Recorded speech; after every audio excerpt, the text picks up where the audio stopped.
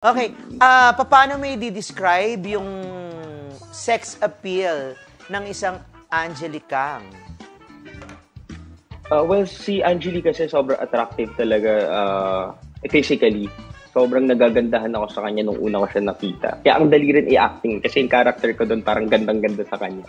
So, ako mismo, like, nagagandahan rin talaga ako sa kanya. Tapos, nagulat pa ako ang sexy niya and sobrang bait niya pa. Sobrang cute niya kausap, gano'n. Nakikita na rin kasi ako sa kanya every time nakakausap ko siya. Aside from her innocent face na napakaganda, ano pang parte ng katawan ni Angeli ang para sa'yo nakaka-excite at maganda?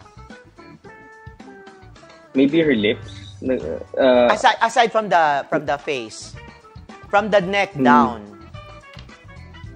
Well, her bodies overall is really, perfect for me. Parang yung mapayat siya pero like curve, may laman, ganun. So, how do I explain it? Basta yun yung parang tipo ko po kasi na physical attribute sa isang girl, yung mapayat pero sexy. Hindi yung sobrang payat, hindi rin yung sobrang laki ng yung mga private parts, ganun. Yung mga puwet, yung mga boobs. So, gusto ko sakto lang.